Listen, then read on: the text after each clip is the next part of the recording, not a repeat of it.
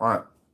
Tomorrow, I'm going to start up with this. I forgot when I loaded it up that I have a computer now so I could do the streams from. And don't you know, I could share my monitor with this Windows.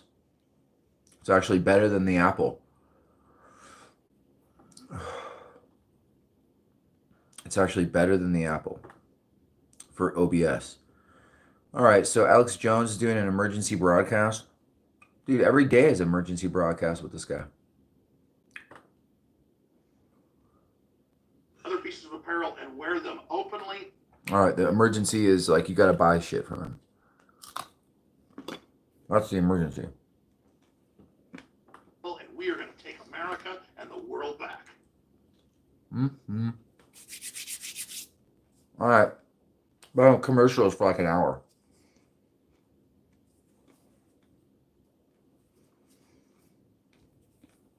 It's emergency.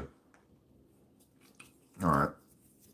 Is this thing working? You can win the Oh, battle, and then if you file a complaint and say he has sports-enhancing testicles, oh boy.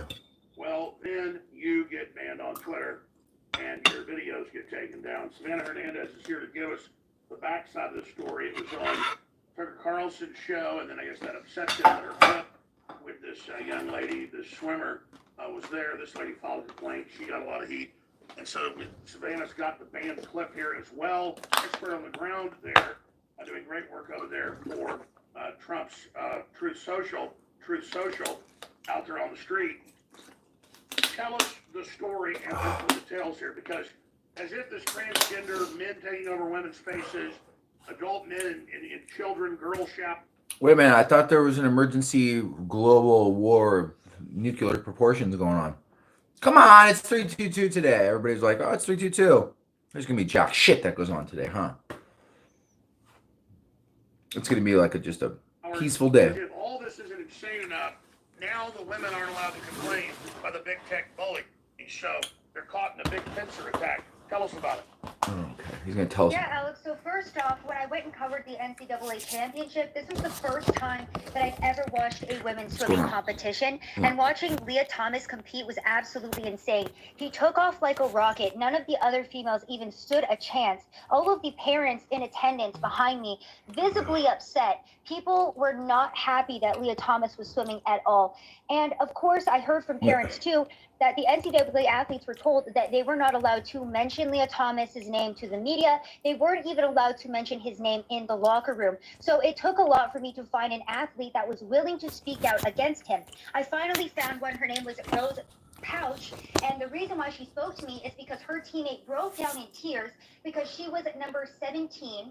Now, 16 people can make it to the finals. She was 17th. She was a fifth-year senior. That's so a this dude. Is the last NCAA. Her teammate chick, broke whatever. down in tears, and so Rose decided Looks like to a share guy. her story Wait. with me. Now, Wait. the clip immediately went viral. Tucker Carlson played it on his show, and what ended up happening was Andy Ngo was sending me so Looks many like a dude. Twitter accounts that It is a were dude. Antifa Twitter accounts saying, oh, this is Savannah Hernandez, this is a Ban Evasion account, she needs to be deleted because she's drumming up hate against Leah Thomas. So this was a targeted attack to take down my footage, exposing Leah Thomas for the man that he is, taking away from female sports, and I also exposed the LGBTQ community that was across the street looking like absolute fools, saying that women... That's not liberal, and this is a new world liberal order. Can get that women have penises, that men can get periods. It's so confusing that I can barely even keep up with it. So I exposed the LGBTQ community. We exposed Leah Thomas. We made national news. And what happened? Twitter, of course, deleted and censored all of the footage. Yeah, because you're Asian and you're racist. Okay, get past the BS and get into the liberal new world order. Okay, today's 322. There's rituals. There's rituals every day. There's rituals every day. I don't want to touch this with a 10-foot pole. I don't want to get into the transgender nonsense. Oh, God, just don't turn into a woman. I mean, come on, it's easy. Just don't chop your penis off and get a vagina. It's really easy. We don't have to talk about it all day. Just don't get a vagina. You can't even afford to get a vagina. What are you worried about? It's hard to think about it like that. And staying positive, I bet, for other swimmers who are in that heat is probably overwhelming. I'm not sure, I can't speak for them, but it's disappointing to see and frustrating, definitely. And you said that one of your teammates was crying today because she didn't make the finals. You said that she was 17th, Yes. and there were 16 spots. Yes. So Leah Thomas took one of those spots. Talk to us about what your teammate was going through and that experience. I was on the street for 3 days. My brother tried to kill me. Wow, that sounds not good. That doesn't sound good. Get off the script. Get off the scripts. Something happened here. Was it a coronavirus or what? God, was that the coronavirus? What happened? It's a little Windowsy for me, you know? A little too Windowsy. I mean, it says it's going to last you. All right, shut this down, please. Get this out of here, this exploitation of my time and money. Okay. Bill, I don't like the way you set this Windows shit up. Okay, well, that sucks. I didn't want to talk about transgenders anyway. This dude is like towering over like the girls, and he's like, it's too bad. Tough beat for the chick. You know what I mean? I'm a dude. I took first, but, you know, tough break. Tough break. As he like pounds her to the ground. He's like, this is fair. This is liberal. All right, all right. Oh, URL shortener. I just screwed up my own thing here. Alex Jones's site, they tried banning it. It was too far. So they're like, all right. But they just don't let you watch it because every 5 seconds it just cuts off. So it's like you just end up going, kind of the same rigmarole they did with everybody. So if you sit there and refresh it maybe 50 million times, you could watch a show. But he's off on to is the store now? Is it the store? I thought it was World War III, Alex. Damn you. I can't get out of it because of this coronavirus update. Jeez. Welcome to Microsoft Edge. Gosh darn it all. We need you to confirm and comply with our terms of service. No. I don't even know what I'm signing up. Get. What's your coronaviruses?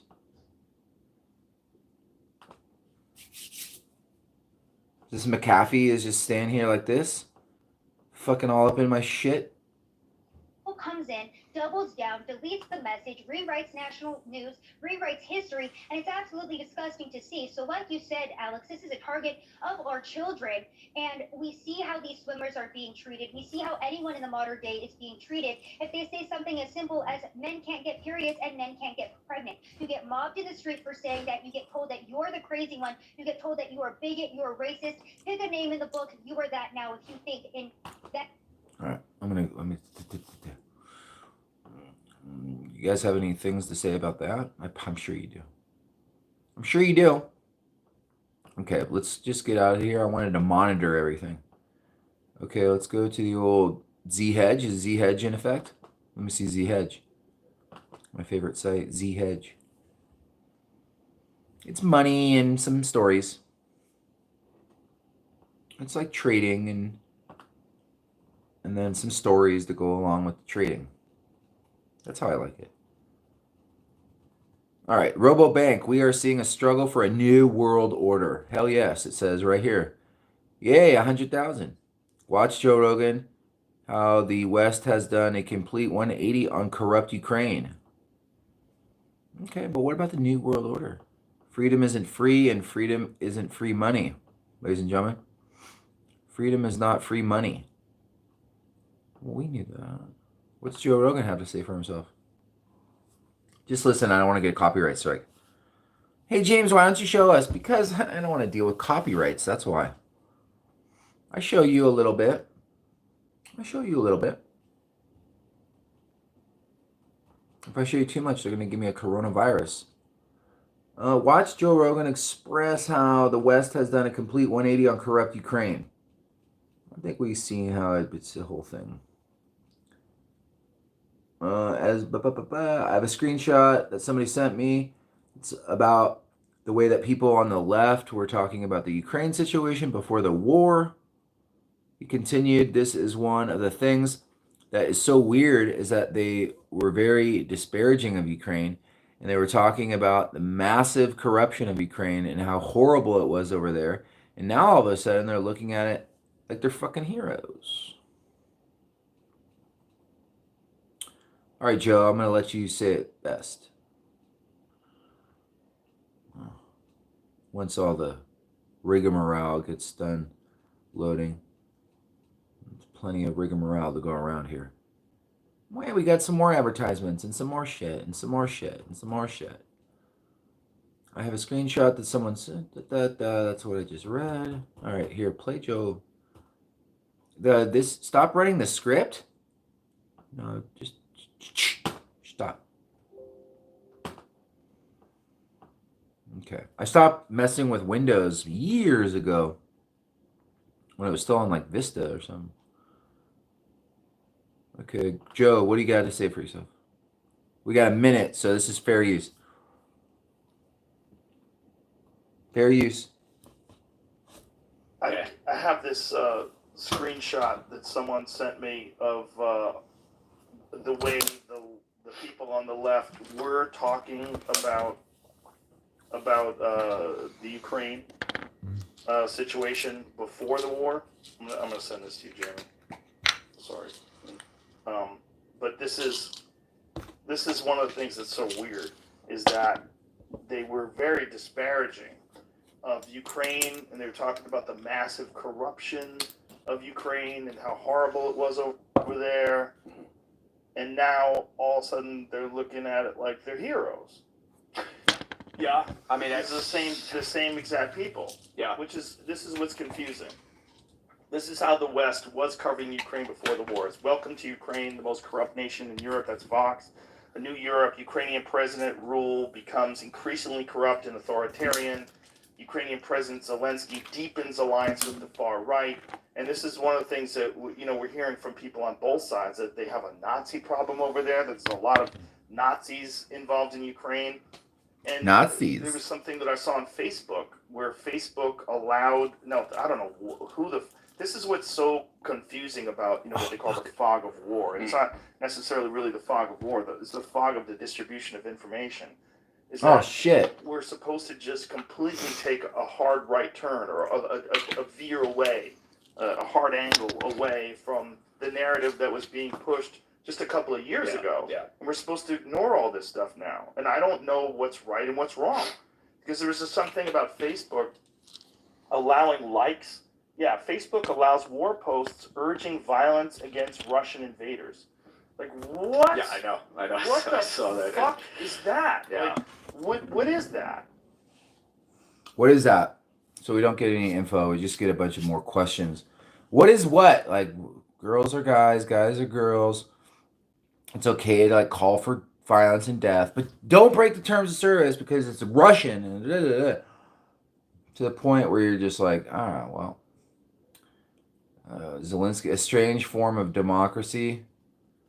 This looks unshareable because some sort of copy coronavirus update. And that's all. Rogan also went against how the insane rhetoric is going. Facebook and other social media platforms officially sanctioning violent rhetoric against Russians. What the fuck is that? What is that? It's whatever.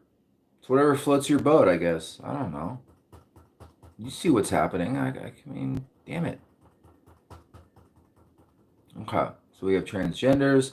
We have a 180 on Ukraine. We're allowed to call for violence against Russians. But not people in our government that are, but only certain people. Yeah, Lindsey Graham's okay, but so we're allowed to call against violence? No, you can't call against violence on anybody except Russians. If it's against Russians, then you're good to go. Is that how you guys are playing this? What's up with the New World Order? 322. Illuminati.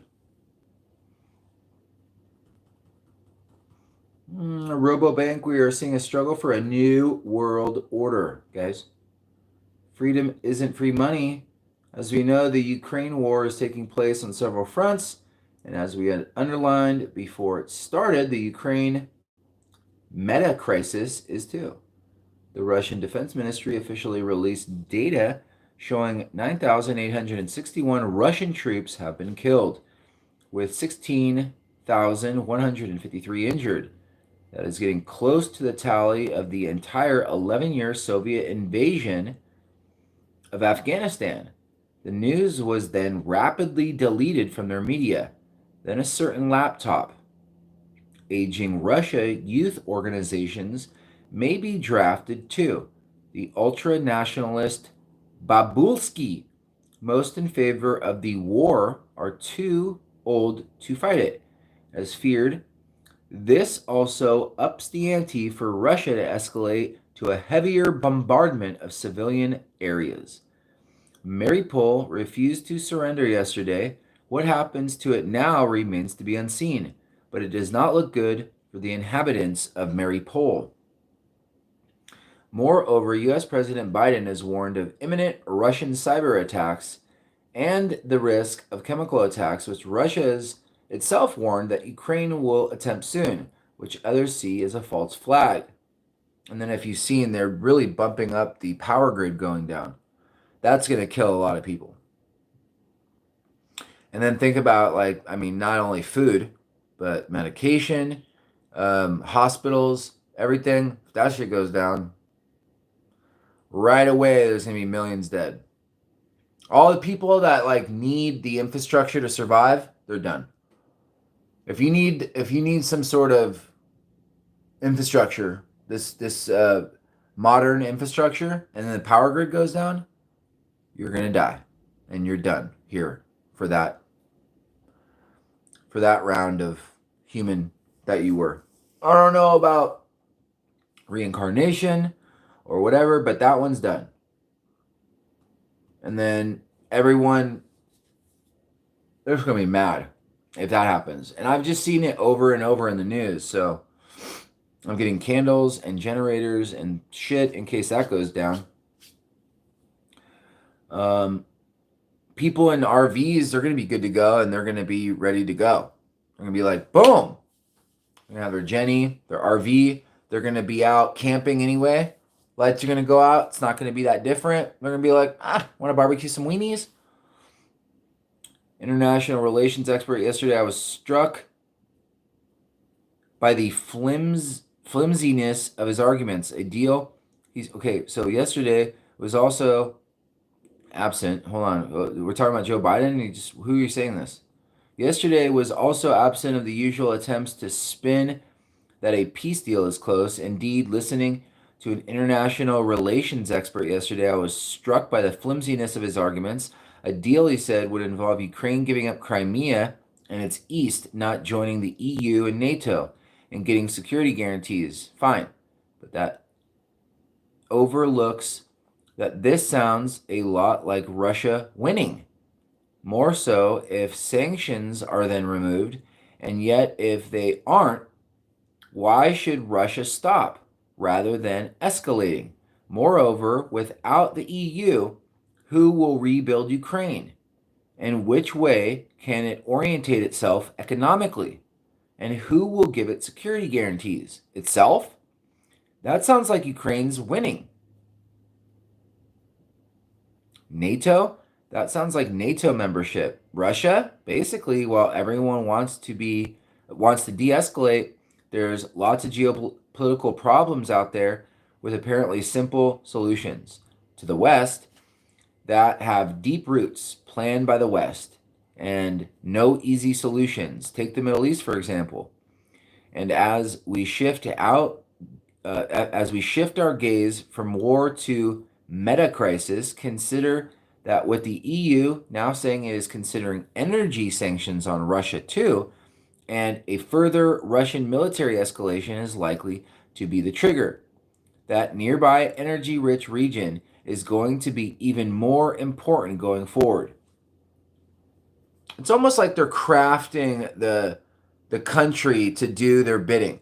So they're like, we're just going to take away your money and your energy and your infrastructure and life in general outside of Russia, all around the entire world. That's why Russia years ago was like, we're going to our own internet.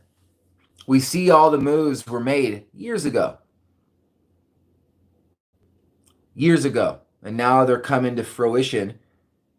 Russia already knew this. Like, they already built ships, like, spent billions of dollars on ships that would go, and then they would go, and then they're like nuclear ran, and they could like break ice and do all this crazy stuff, and they could pull up on the coast and light up an entire city. They knew this was coming. They knew this was coming. Okay, so now we're getting into that nearby energy-rich region is going to be even more important going forward. The EU is now saying it's considering energy sanctions, ladies and gentlemen, on Russia. So they're going to cut them off from the internet, they're going to cut them off from money, and they're going to cut them off from energy. No wonder they attacked. They're like, fuck, what are we going to do? Basically, we're going to starve like an entire, like, Russia's huge. Yet their Iran-backed Houthis, hold on, Zelensko. Yet their Iran-backed Houthi attacked Saudi oil facilities again, and Riyadh made clear that they aren't responsible for any drop in oil output if this carries on. The U.S. belatedly sent Patriot missiles to Saudi after having previously removed them. In peril, there is another standoff over the Iran nuclear deal, Iran insisting its Revolutionary Guard Council must be taken off U.S. terrorist watch lists. Although the U.S.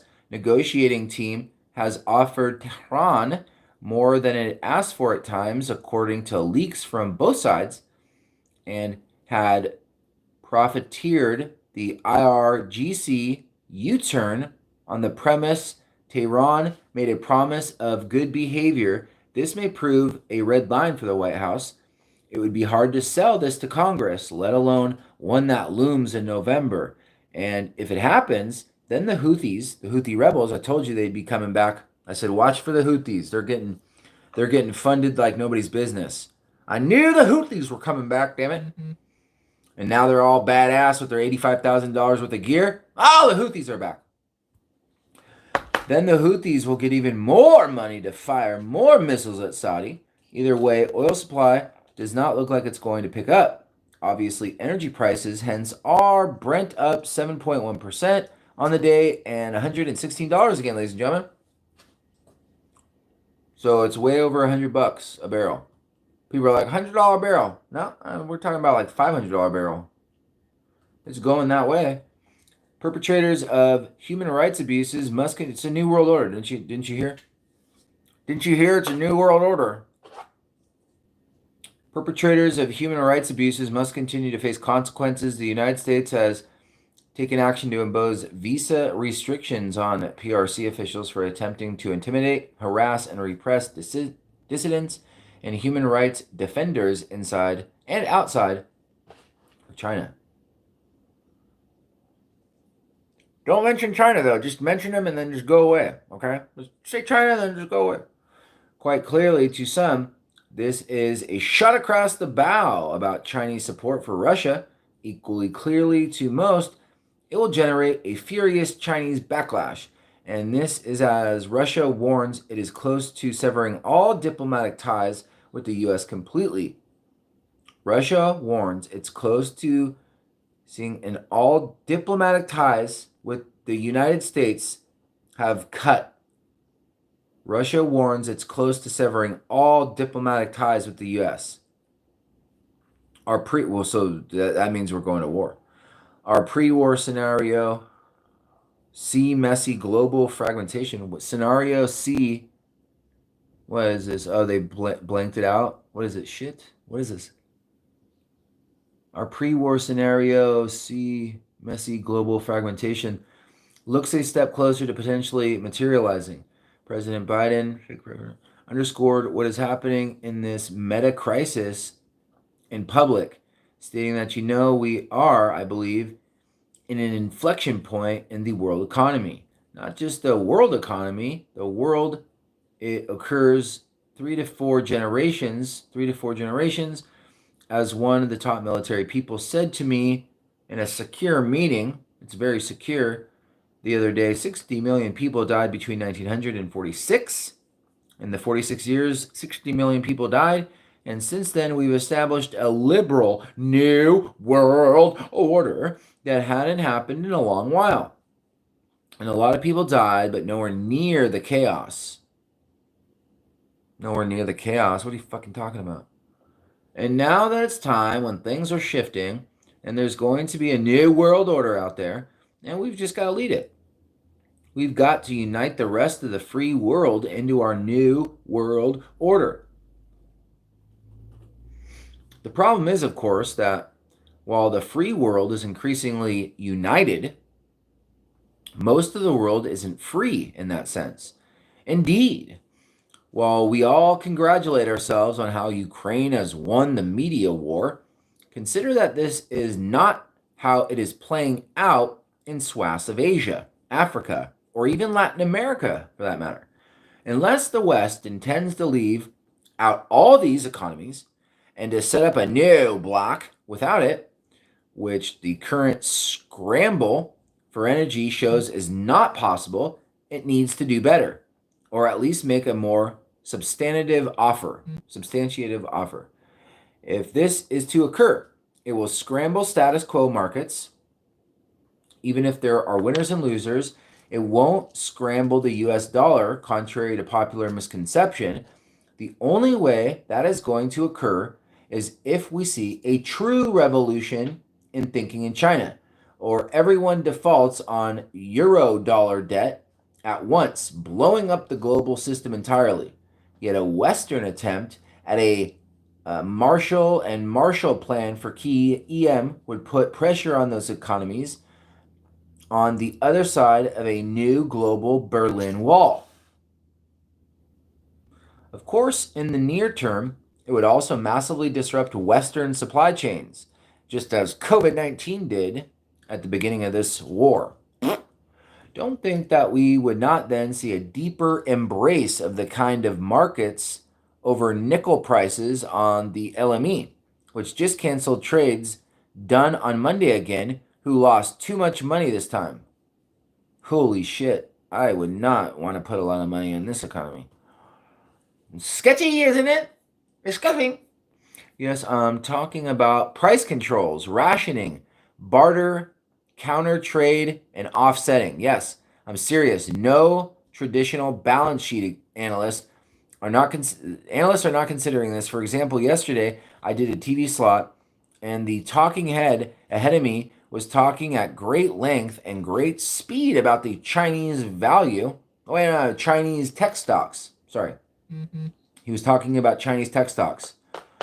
The TV host was repeatedly trying to get him to answer the question of how one can access value when the geopolitical and regulatory ground is shifting so fast. The response was the verbal equivalent of being smothered with a scented pillow and totally avoiding the question. As I've joked before, if this is the only thing and you don't have a hammer, nothing will look like a nail until your position is then nailed to the wall by someone who understands the tools currently in play. Against this backdrop, what is a central bank to do? If you listen to Fed speakers, especially Powell yesterday, you heard them suggest raising rates faster, perhaps going to 50 BP and not 25 at some meetings, and removing QE unlimited, which is going to just really, everything's going to be crazy at this point, because QE just exacerbated a problem that's been ready to happen since the inception. Even more aggressively, if you listen to ECB's Lagarde, you've got a very different message. A few key talking points to repeat in this regard. The U.S. yield curve continues to say the Fed is making a policy error. Inversions are deepening, and more rate cuts are being priced in further down the line. Stocks are generally holding up on the view that this is hawkishness. It's aberrative silliness that will soon give way to the usual QE unlimited and money on a plate for those who never have to worry about what's on their plate, even as hundreds of millions literally risk having nothing on theirs. Yet, if we are seeing a struggle for a new world order, you can make a strong case that is a sign of health, not weakness. Would be higher interest rates in the country aiming to lead it. After all, as our rate strategy team has long concurred, zero and negative rates are a zombifying tactic that undermine real economic strength in favor of financialized nonsense that grows no wheat, produces no energy, digs no lithium or nickel, and makes no consumer goods. For all of the power of the United States financial arsenal versus Russia, it will ultimately not matter if it does not have the real economy to back up things that start to fracture, taking offshore supply chains with it. As in COVID-19, Powell alluded to supply chains yesterday without grasping their competitive geopolitical nature. Ask yourself, wouldn't a United States entrepreneur look at a hypothetical 4% Fed funds rate and think that's a signal to invest in something productive? Wouldn't a U.S. bank be happier to lend, assuming an upwards sloping yield curve?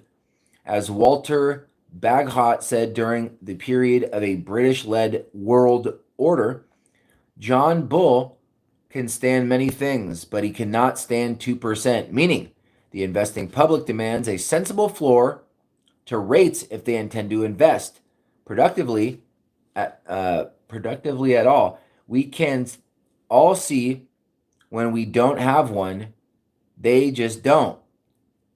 Of course, that implies pain for the financialized part of the economy, which is why the financialized part of the economy has such a difficulty conceiving of it. They're like, can't we just do something else? Not really. I mean, are we going to do QE and then just kind of shift into the old digital? It's going to take a while to do it. It's not going to happen in the boomer generation. The boomers are going to be long past when everybody is using some sort of digital. I mean, we already have digital money, but I think as far as it's going to go is the card. The chip in the head is going to come like when the kids that are young right now, when they're like adults, and then it'll be a whole new world order. So hold on. Of course, that implies pain for the financialized part of the economy, which is why the financialized part of the economy has such a difficulty conceiving it, or indeed of any of the changes I am describing. They are still cheering Russia invading sanctions to be able. They are still cheering Russia evading sanctions to be able to make bond payments, as Ukraine being dissected by Russia has to make its debt payments too. Who has the hammers and the nails there? Yet the world is now shifting and rapidly. What does it look like on the other side? More of the same? Really? How? Yeah, some say a hypothetical 4% Fed fund rate would just get a stronger US dollar and the cry to offshore production again, matched with the foreign capital inflows from their own trade surplus with the United States, and we're back to the new normal. But not if the new world order is being restructured. We are talking about sanctions, tariffs, price controls, rationing, and barter, counter trade, and offsetting. Don't tell me capital controls can't be part of that hypothetical package if that is what is required to maintain leadership of the free world. Freedom is not free, and freedom is not free money. Of course, none of this is a trade for today, but as the meta crisis develops, it arguably has the tail risk trade for the future. What? Of course, none of this is a trade for today, but as the meta crisis develops, it is arguably the tail risk trade for the future. Okay, there was a little, I'll give you the writer of that article. That was RoboBank. So that was some sort of artificial intelligence by the bank, by Michael Every of RoboBank. Michael Every. Thank you, Michael Every, for the new world order. What else do we got over here on Z Hedge? Oh, guys. RoboBank, we are seeing a struggle for a new world order. Joe Rogan, what the hell's going on? The Fed's biggest inflation problem, record surge in equity asset prices. If there are laws of gravity in finance, the equity market is in for a big hurt. That's because monetary policy is a blunt instrument. Let's see what this is about. It's not a very like Jazzy Jeff type of article, but it has like info in it. Okay, so quit your bitching. Joe Carlson gives us this one. Asset prices.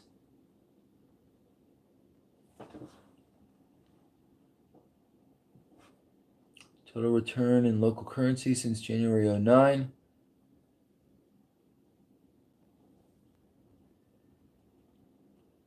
Asset inflation is called, eh?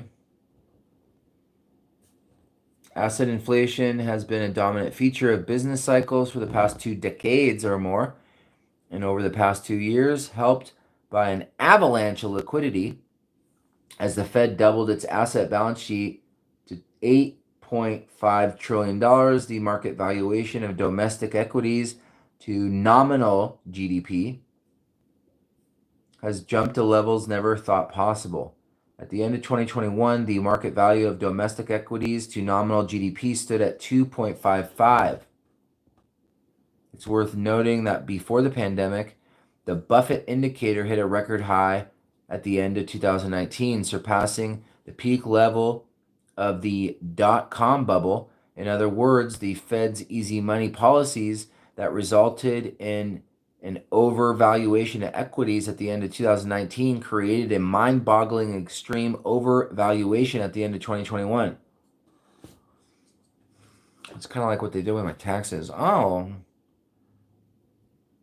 To put the equity market's valuation in perspective, if equity prices dropped 25% in 2022, or a decline 4 times bigger than the decline in the S&P 500 to date, that would only bring the Buffett indicator back to the peak of the dot-com bubble, and a drop of nearly double that scale to bring it to the average of the past 2 decades. Before the last 2 years, history shows several years of negative returns following periods of extreme overvaluation. Yet, the S&P equity index has jumped nearly 50% over the past 2 years, while the NASDAQ is up over 80%. So instead of correcting it in value, the equity market moved into a new orbit of oversaturation and overvaluation. Sorry, not oversaturation, overvaluation. The equity market moved into a new orbit of overvaluation. If there are laws of gravity in finance, the equity market is in for a big hurt. That's because monetary policy is a blunt instrument. As policymakers use traditional and non-traditional monetary policy tools to kill the consumer price inflation cycle, it will hit asset prices hard.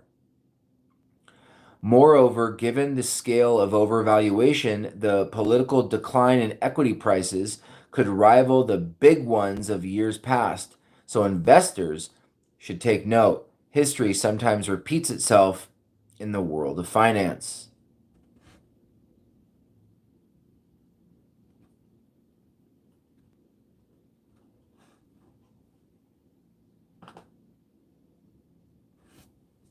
What else is going on in this shitty fucking New World Order?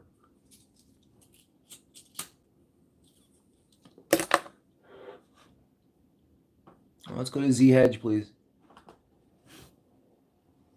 What's gold at? What's gold at? 1 second. All right, Graham signals no vote for Biden Supreme Court pick. Blackburn slams CRT endorsement, ladies and gentlemen. Later, Graham said he had found it problematic that Jackson's selection was supported by so many of these left-wing radical groups that would destroy the law as we know it, ladies and gentlemen. Let's go to this. What is this BS about? 322. Graham signals no vote for Biden Supreme Court pick. Blackburn slams CRT endorsement. Good old Graham. Good old Graham. Let's kill everyone. Senator Marshall Blackburn, a Republican from Tennessee, slammed Jackson over endorsement of progressive indoctrination of our children and critical race theory materials. Okay, critical race theory materials. My Marcia is on fuego. It Donaldo Trumpo, Papio Trumpo, March 22. Meanwhile, Senator Lindsey Graham, a Republican from South Carolina, indicated that he'll be a no vote on Jackson, expressing frustration that his own home state favorite was passed over for the nomination. As Bloomberg reports, the Republican senator asked Jackson questions about outside liberal groups backing her nomination, and at one point asked about her religion, in which she replied she is Protestant.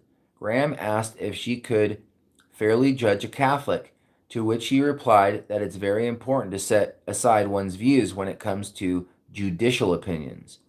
Moments later, Graham made it clear that he was trying to point out how uncomfortable it was for Justice Amy Coney Barrett, who is Catholic, to be subjected to questions from Democrats about her religious views during a 2017 hearing when she was a nominee for a federal appeals court post.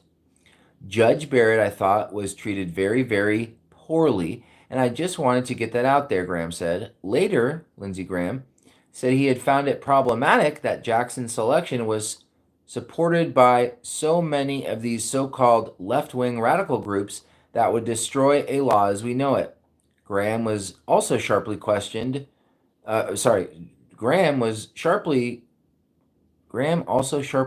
Jackson over briefs she filed as a private lawyer involving accused terrorists being held at the U.S. naval base at Guantanamo Bay, Cuba, ladies and gentlemen, Guantanamo Bay. He said one of the argument Jackson made would force the United States to release terrorists. You're putting America in an unattainable position, he said, shortly before he hastily exited the hearing room when his turn at questioning ended.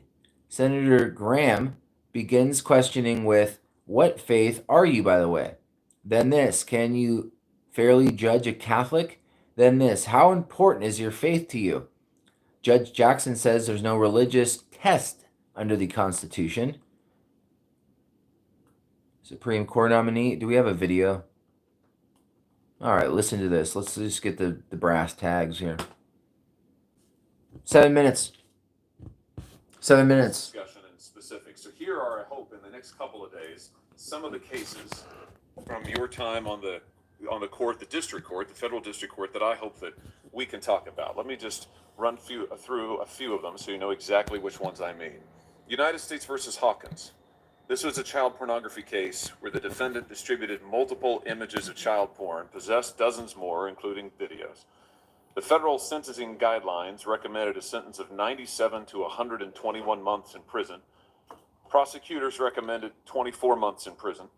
Judge Jackson gave the defendant 3 months in prison. United States versus Chazen. That case, the defendant possessed 48 files of child pornography. The federal guidelines recommended 78 to 97 months.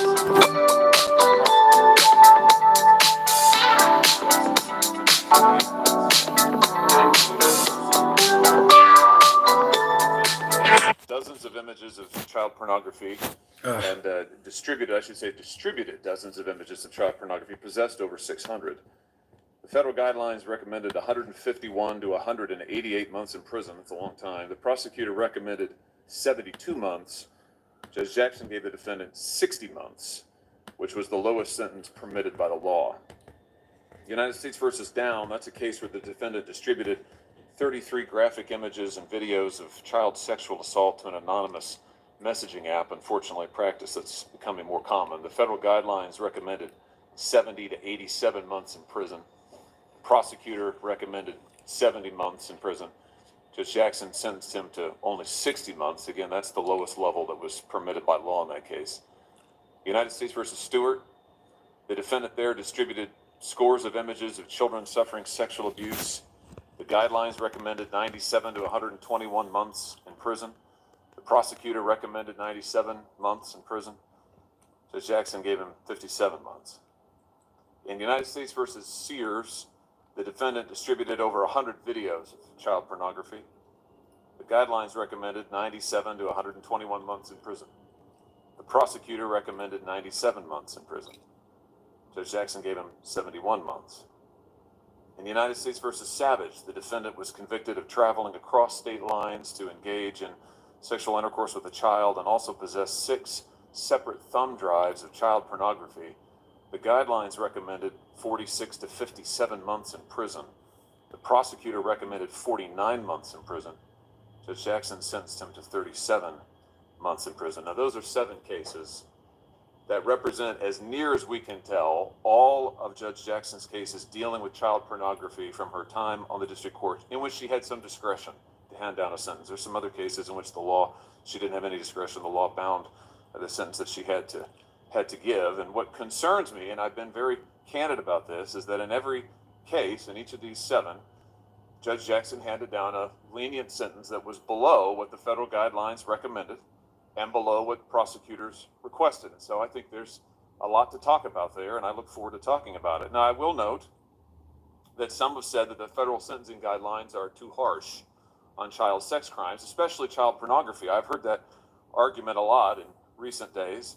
The chairman quoted someone earlier today who takes that point of view. I'll just be honest, I can't say that I agree with that. I mean, the amount of child pornography in circulation has absolutely exploded in recent years. Here's a New York Times report from 2019. I'm quoting now. Last year, tech companies reported over 45 million online photos and videos of children being sexually abused, more than double what they found the previous year. The report goes on to say this: 20 years ago, these online images were a problem. 10 years ago, they were an epidemic. Now the crisis is at a breaking point. Unfortunately, it's even worse than that. Just last week, the National Center for Missing and Exploited Children reported finding 85 million files of child pornography in 2021. Of course, this committee has heard testimony from prosecutors and others who are grappling with the problem of how to get at this porn and those who distribute it, how to prosecute them and hold them accountable. Here's my point. I think it's difficult against this backdrop to argue that the sentencing guidelines are too harsh or outmoded, or that we should be somehow treating child porn offenders more leniently than the guidelines recommend. But I want to be clear about this, that those arguments that I've just been rehearsing, those who say that, that's not what Judge Jackson has said.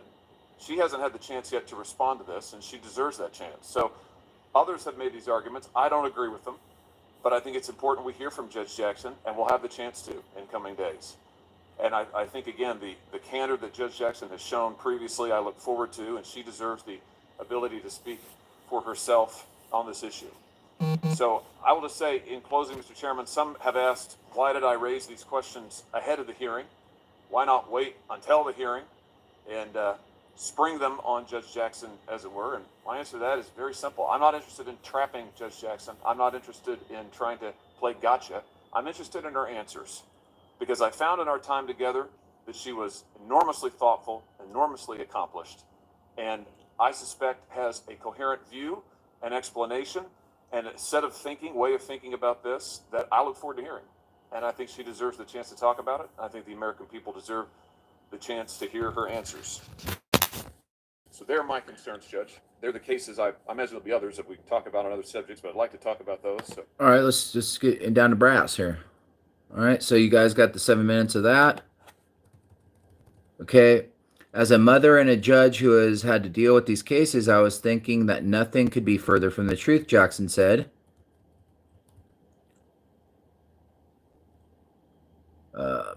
These are some of the most difficult cases that a judge has to deal with because we're talking about pictures of sex abuse of children. We're talking about graphic descriptions that judges have to read and consider when they decide how to sentence these cases. Jack Posobiec says Judge Jackson is removing the consideration that every piece of child pornography has at least one victim that gets re-victimized every time someone views it. If there was no demand, there would be no supply. She's only seeing it from the eyes of the criminal, not the victim, Jack Posobiec says. Last week, Howley posted a lengthy Twitter thread calling out Brown, Jackson's record on child pornography. Judge Jackson. Oh, what the hell happened? What is that? Oh, for the love of Peter Santilli. What is this?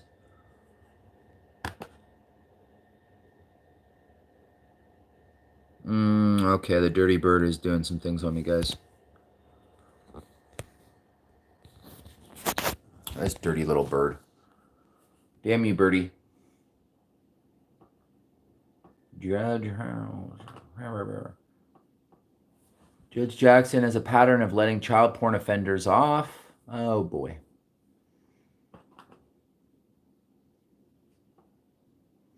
She has a pattern of letting child porn offenders off the hook for their appalling crimes.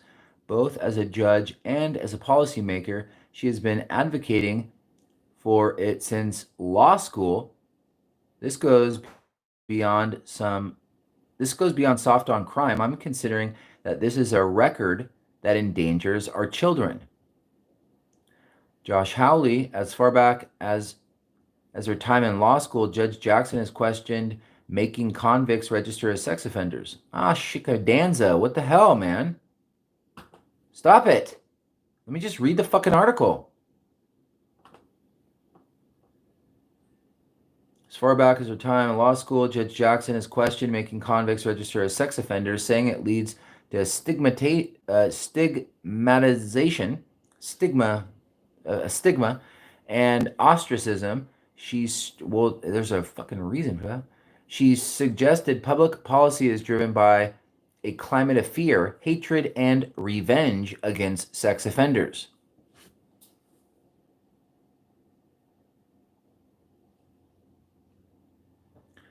In the current climate of fear, hatred, and revenge associated with the release of convicted sex criminals, courts must be especially attentive to legislative enactments that use public health and safety rhetoric to justify procedures that are, in essence, punishment and detention. Judges should abandon the prevention punishment analysis that relies on legislative intent that routinely apply Kennedy factors, and that assesses the excessiveness of a sex offender statute punitive effects in favor of a more principled approach to characterization. Although a precise analytical solution is almost impossible to construct, this note suggests that such a principled approach involves assessing the impact of sex offender statutes and deeming the laws punitive to the extent that they operate to deprive sex criminals of a legal right in a manner that primarily has retributive or general deterrent effects. Josh Hawley goes on to say, Judge Jackson has said that some people who possess child pornography are in this for either the collection or the people who are loners and find status in their participation in the community. What community would that be? The community of child exploiters.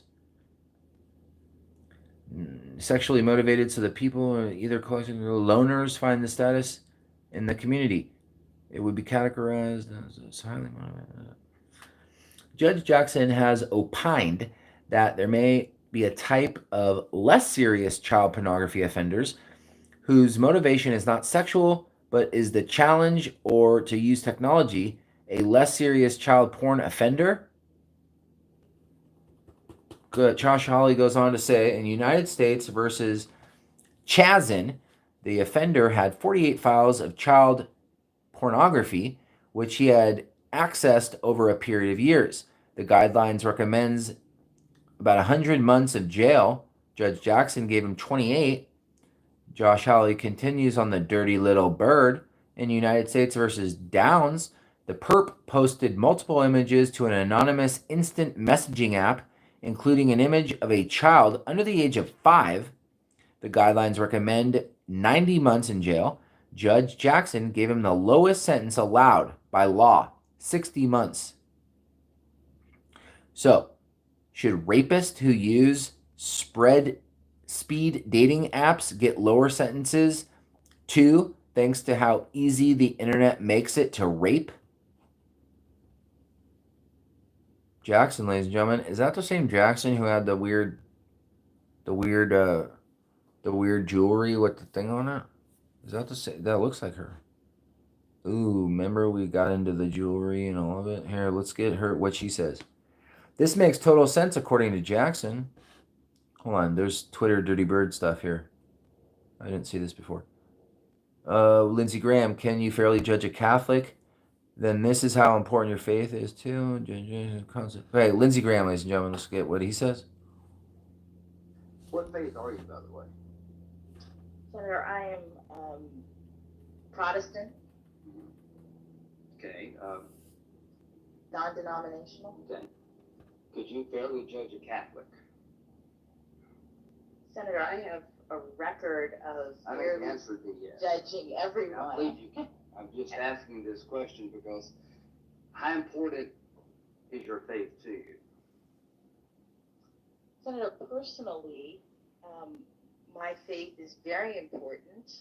But as you know, there's no religious test in the Constitution under Article 6.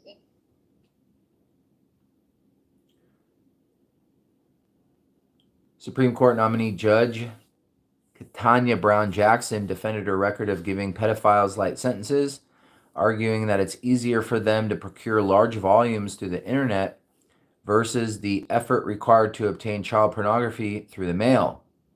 The guideline was based originally on a statutory scheme and specific directives from Congress at a time in which more serious child pornography offenders were identified based on volume, based on the number of photographs they received in the mail. And that made total sense before, when you don't have the frickin' internet, but we didn't have distribution. By the way, that the guideline is now constructed based on a set of circumstances leading to extreme disparities in a system because it's too easy for people to get volumes of the material now by computers. So it's not doing the work of differentiating who is a more serious offender in the way that it used to be. Jack Posobiec has posted, Jackson says she gave pedophiles lighter sentences because it's different when they use computers versus the mail to get volumes of child porn. It makes total sense, ladies and gentlemen. Here she is.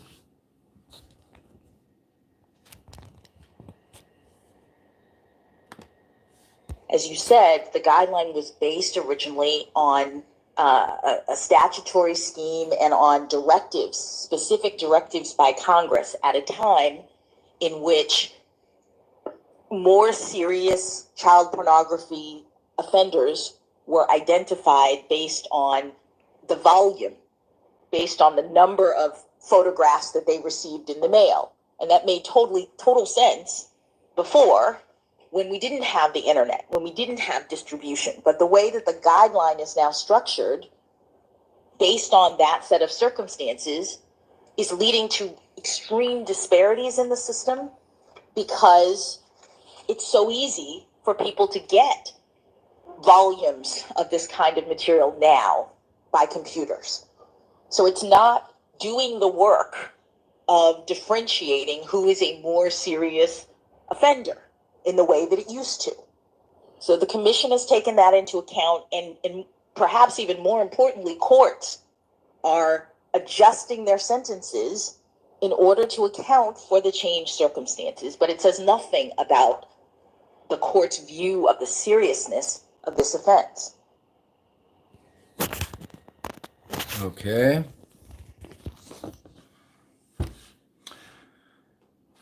Okay, let's go. Brown Jackson was served as the judge in the Pizzagate shooting, was responding to Senator Josh Hawley's claim last week that her legal record endangers our children. We watched the whole video on that. Judge Jackson is removing the consideration that every piece of child pornography has at least one victim that gets re-victimized every time someone views the freaking video. If there was no demand, there would be no supply. She's only seeing it from the eyes of the criminal, not the victim. And then we read all this crap. We read all that. So that's the whole 9 yards. That's the videos, and that's the case files. And that's Jackson's reply to all this. I'm not sure. I'm not up to date on all this.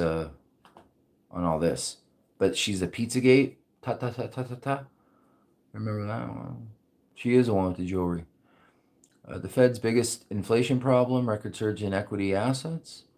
BuzzFeed pivots to TikTok after stupid advertising. BuzzFeed pivots to TikTok after missing lofty revenue projections by 30%. Editor exodus worsens. Investors are reportedly urging BuzzFeed CEO Jonah Peretti to shut down the company's news division.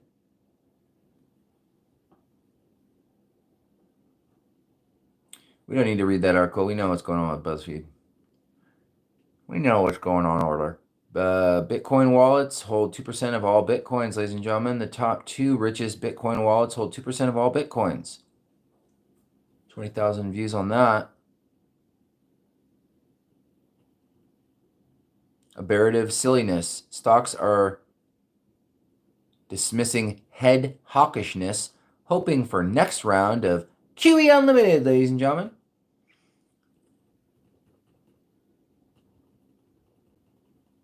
Biden meets with CEOs to discuss Russian invasion of Ukraine. Price increases. I'm sick of looking at this guy. Evergrande promises emergency debt restructuring proposal after lenders seize $2 billion in deposits. The company also said it's aiming to have debt restructuring proposal ready by July of this year. Live cockroach in drink allegation as the Starbucks China woes. Ooh, the Chinese Starbucks got cockroaches. Oh, good. Chinese Starbucks has the cockroaches in the drinks. Ooh, that sounds good, guys. Cockroaches in your coffee. It actually does make me kind of yearn for a cup of coffee right now, though. Without the cockroaches. Soft landing chances slipping away according to bonds. Even the cockroach could have gotten inside while the drink was being produced. It would have drowned long ago in the egg sacs of the cockroaches. The egg sacs of the cockroaches in my coffee are making me sick. All right, I want some coffee. I want some coffee. Maybe I don't want Chinese coronavirus coffee. U.S. to bring back pirates to seize Russian yachts, ladies and gentlemen. The pirates are coming back. Last time, the United States authorized privateers during the War of 1812, and now they're going to do it again with the Russians. JPM trading desk hit Zelensky close to capitulation. Specifically, Zelensky seems ready to cede claims on Crimea and Donbass to Russia. Russia slams Biden's cyber attack charge. We don't engage in state-level banditry like the United States. Ooh, we got fucking cockroaches in Chinese coffee and fucking Russian pirates or whatever, and the cyber attacks from Chinese authorities. Hungary scrambles fighter jets after plane violates airspace from Ukraine a third time since Saturday as NATO aerial patrols on alert, ladies and gentlemen. Goldman now sees Fed hiking 50 BPS in May and June since 94. Shikadanza. I gotta get refied right now. Alexei Navalny found guilty by Russian court, sentenced to 9 years in strict regime prison. Regimen. You don't know who that is. I don't know who that is. Nobody knows who the fuck that is. Alexei Navalny? Who's Navalny? Who's Navalny? No? Nothing? You're not gonna let me do this Russian operation? Nope. They said, you want to know about that? Alexei Navalny. Alexei Navalny. I want coffee right now.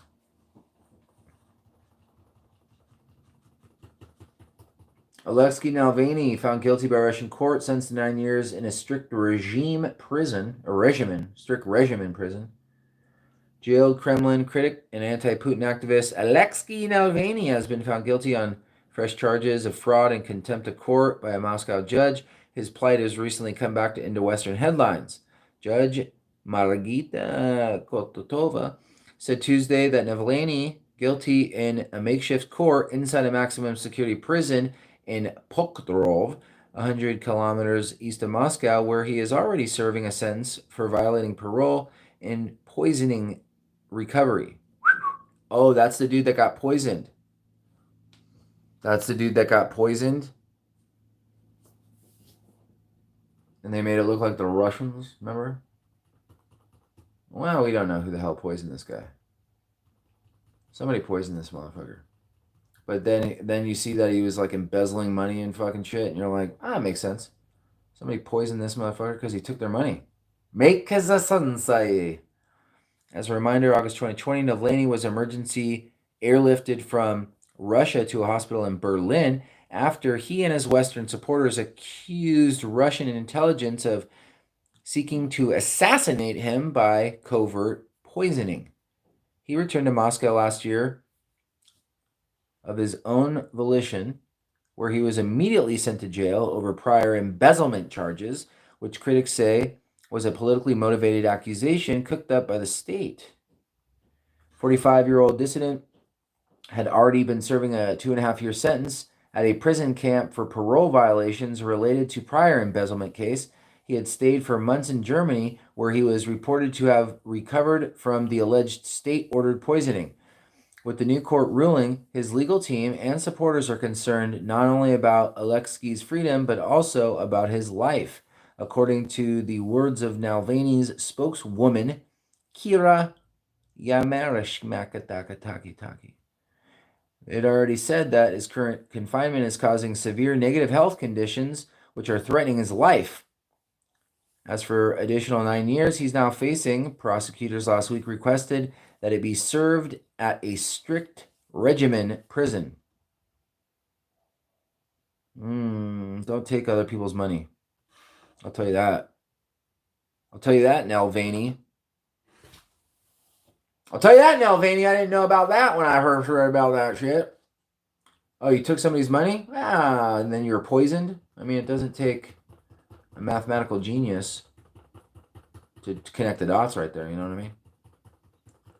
It doesn't take a mathematical genius.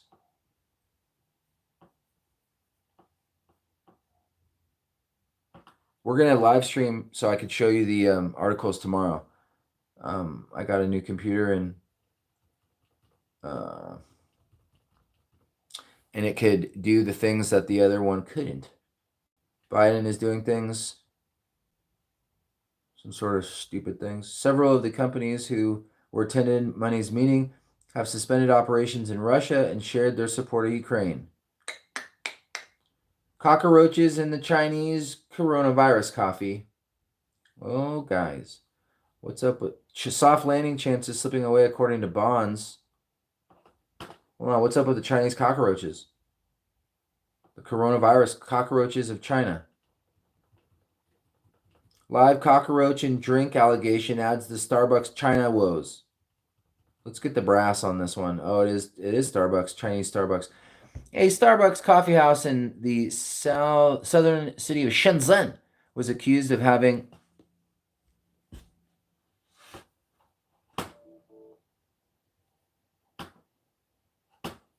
that was a Chinese hack if I've ever fucking seen one. That was a fucking Chinese hack. The angels are telling me to get a cup of coffee. I mean, what do you want? What do you want? I mean, it's a Chinese hack. There's no way around it.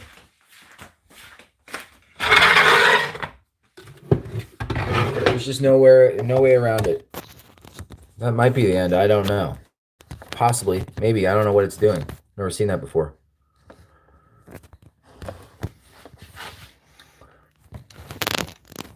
Hold on, Billy. Hold on, Billy the kid. Just stay with me. Breathe, Billy. Breathe. Breathe, Billy.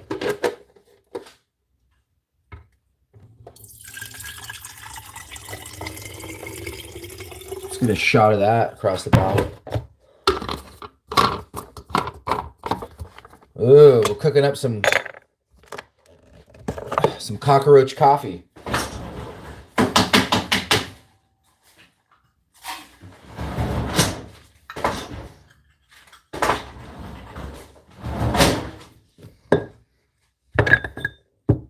Mm-hmm. Mm-hmm.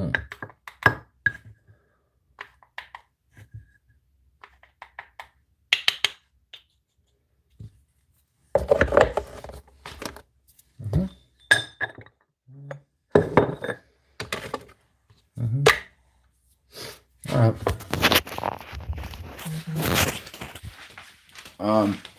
There's a whole bunch of stuff on TikTok. I mean, not TikTok. Oh no. If I have a battery on this thing, no fucking way. No way in Jose's. Hold on, is it a Chinese hack or the battery? Because that was like fucking what? 45 minutes of the battery? No way.